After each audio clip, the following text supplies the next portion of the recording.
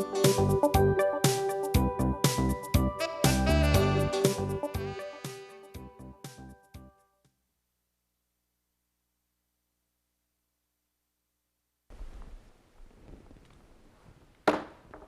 evening, everybody, and welcome to the September 24th Stormwater Appeals and Advisory Board meeting. I'd like to call the meeting to order. We do have a quorum. We need to approve the meeting minutes from the September 18th, 2014. Do I have a motion to approve? Make a motion to approve. Do I have a second? All in favor say aye. Aye. Aye. Minutes are approved. First order of business, motion to nominate and elect chairman for a one-year term. Do I have any nominations?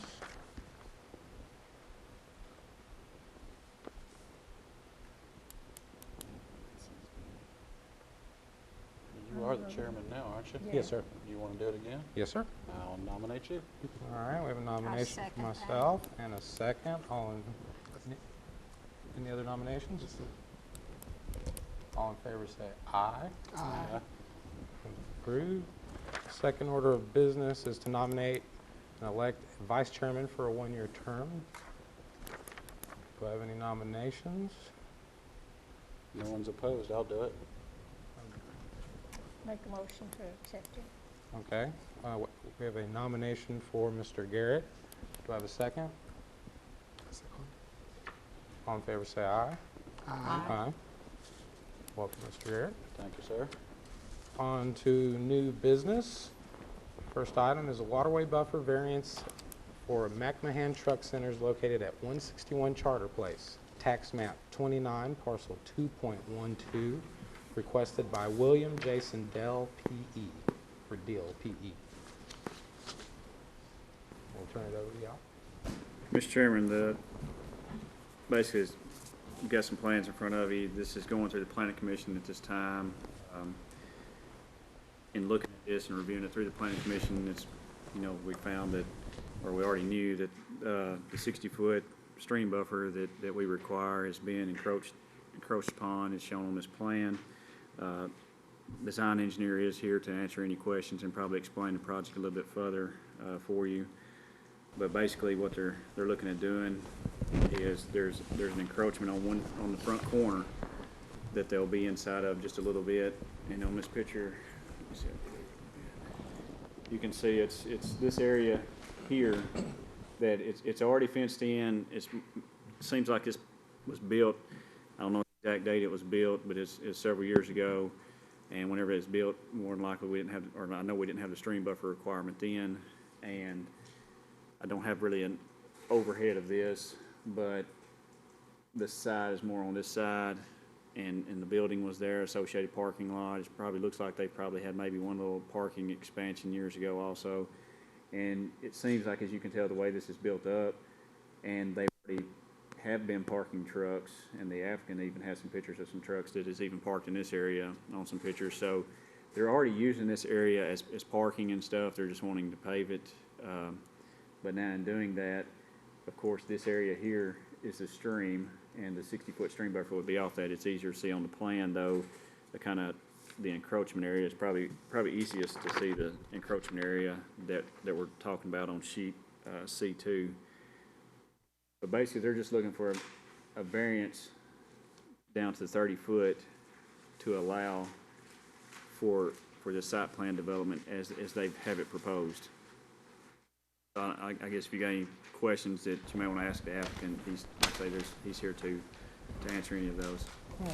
If you would, could you please step up to the podium and give your name and address?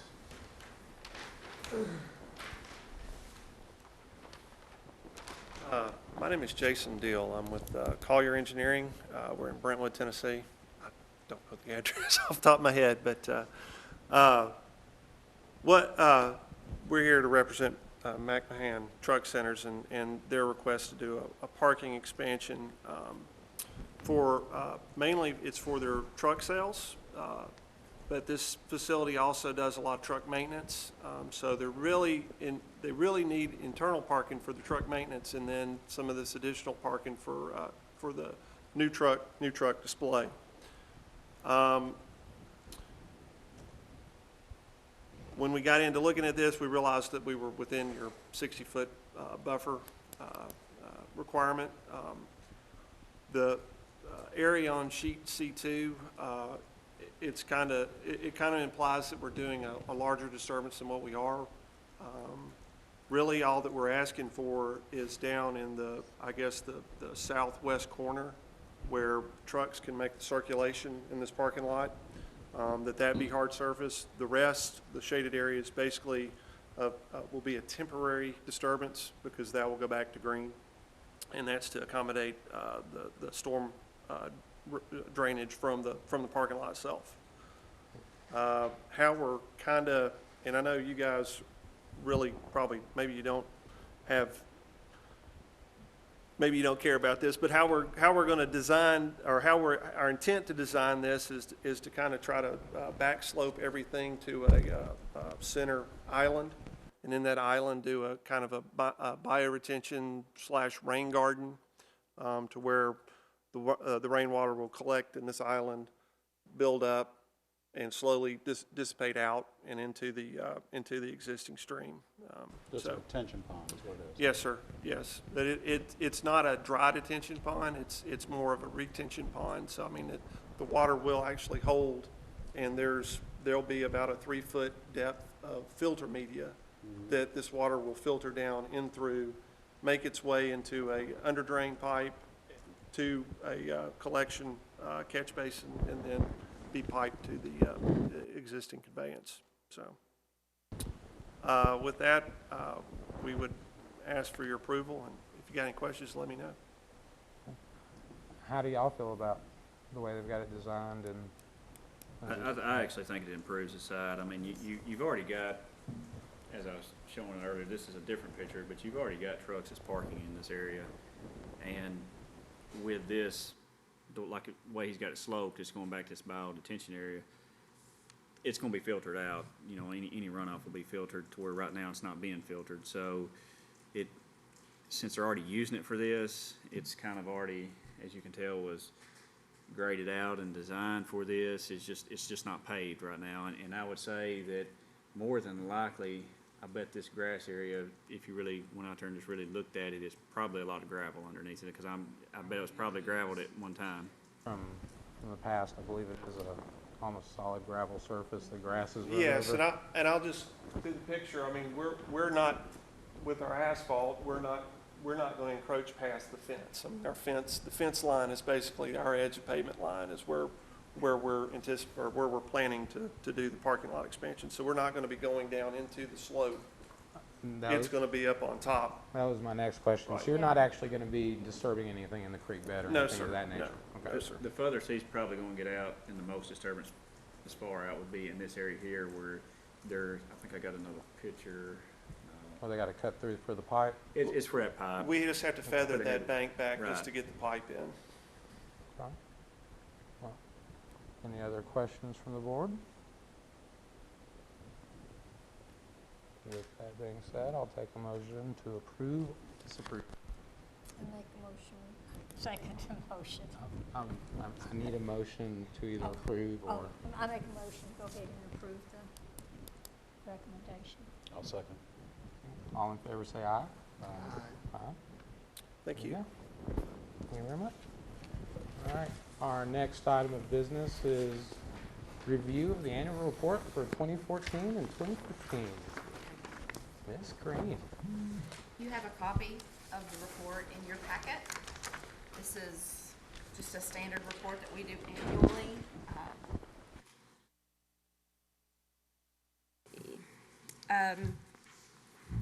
It's pretty cut and dry. I sent it in advance. If anyone had any questions, contact information about the population, and how we run the MS4's stormwater department. So it asks if we have any state or federally listed species in our jurisdiction. We do not. It asks if we have impaired streams. We do. We do conduct sampling on that annually, and we'll talk about that more as we go through our last point for the evening. mentions our PI plan, our public information and education. I think it's, like I said, it's very straightforward. If you have any questions, feel free to ask. But we use a Facebook page, we use the city's website to advertise any events that we have, host informational booth at Old Timers Day, visited the children at the day camp that we host. We have a part-time staffer, and we'll get into that more later, that helps us with our public education, public outreach. We have our stream cleanup, and we'll have pictures of that. We do have Section 5, illicit discharge detection and elimination. Completed a map of all outfalls this spring. We found 189 points of discharge into either Hurricane Creek or Sinking Creek. Section 6, runoff, wants to know if we have basically ordinances in place to discuss erosion and sediment control, waste control, whether or not we require plans to be reviewed. Our answer is yes on all of those.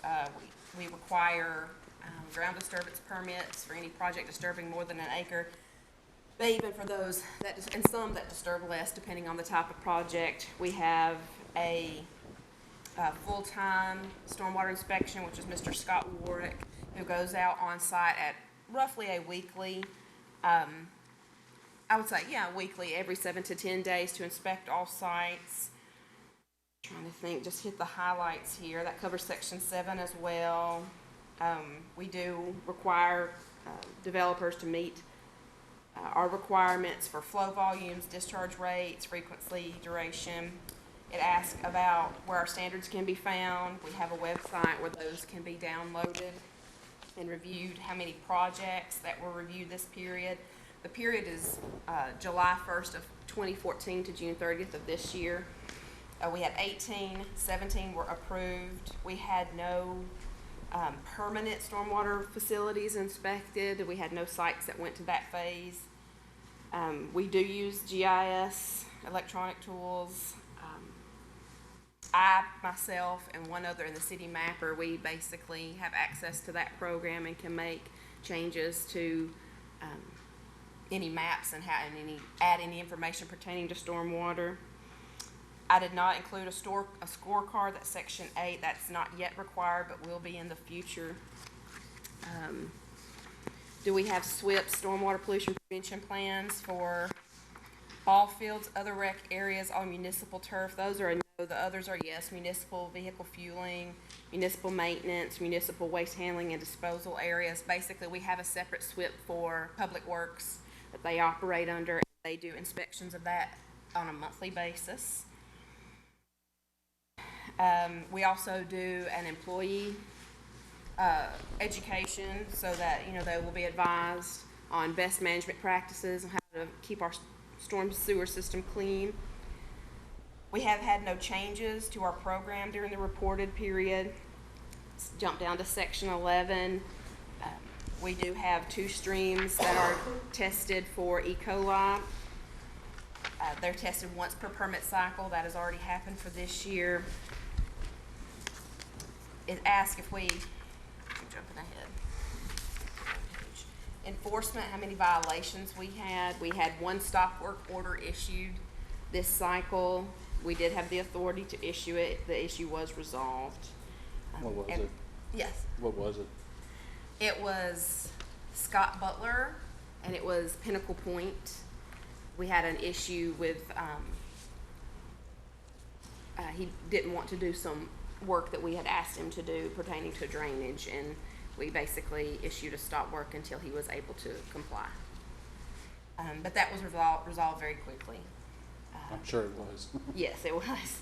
And then the final section, Section 13, it discusses our budget, which last year our expenditure was $669,134.65. We have a budget for this year of $1,069,500. We do have an independent financing mechanism. You've noticed a $3 stormwater fee on your water bill. That is how we fund our program. We have 7 full-time employees in the program, myself, an inspector, a foreman, street sweeper, equipment operator, and 2 laborers. We share some of the responsibilities for our permit with Murfreesboro, Smyrna, and Rutherford County, and that sharing is with the public education, and we'll discuss that in further detail when we get to the stormwater program status and update. It's pretty black and white, pretty straightforward. Does anyone have any questions for me? No. Okay. Very good, thank you. And our last item of business is discussion of the stormwater program status and update, which I think you covered the biggest part of it there. Yes. This is our 5th year of permit coverage. We will have a new permit this year from the state. It was originally set to be issued this month, but they have not gotten, they've not progressed enough, so we are not sure exactly when the new permit will come out. There are 6 minimum measures required to stay in compliance with our permit: public education, outreach, public participation and involvement, illicit discharge detection and elimination, construction site runoff control, post-construction and permanent stormwater runoff, and pollution prevention and good housekeeping. And we'll just go through each of those 6 briefly. Public education and outreach. This is a responsibility that we share with Murfreesboro, Rutherford County, and the town of Smyrna. Something that we did change recently, we formerly had a contract with the Discovery Center, and they helped us do some of our public education. They opted not to renew that contract, but Miss Bonnie Irvin, who actually did the work for the Discovery Center, has since sort of semi-retired, and we hired her as a part-time employee to basically manage that. If you came out to the Old Timers Day and visited my booth, you met Miss Bonnie. She was there with our EnviroScape, talking with the children. She's excellent. That cost, her salary, and the cost of the entire, project WET is basically divided among the 4 groups based on population. So that's how it's prorated. And one thing to mention on that, Miss Bonnie actually works for Rutherford County, and then we have the contract together. So if anyone's confused on that, that'd be the only thing. But she's, well, like I say, she works through Rutherford County. Some of the public outreach we did, Miss Bonnie and myself went to the Laverne Day Camp. I don't know if you're familiar with it or not, but they have a day camp that they operate for 6 weeks out of the summer.